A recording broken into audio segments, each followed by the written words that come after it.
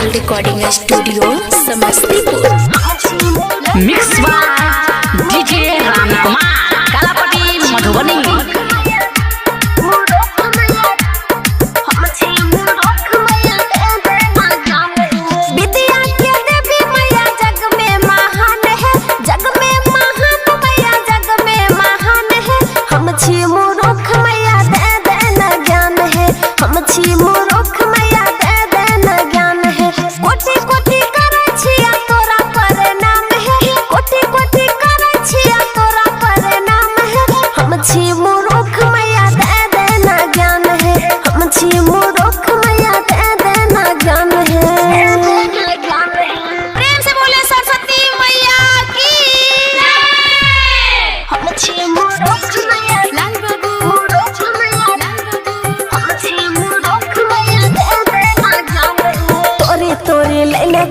अरहुल के फूल है, अरहुल के फूल मैया, अरहुल के फूल है।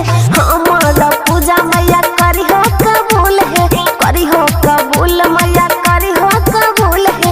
बीए पास करे के दी हो वरदान है, एमए पास करे के दी हो वरदान है। हम छी मूर्ख मैया दे देना ज्ञान है, हम छी मूर्ख मैया दे देना ज्ञान है।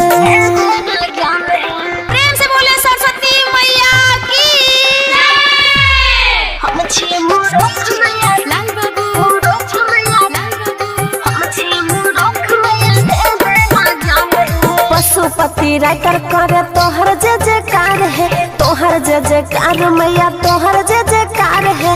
आजू दिन सुनिली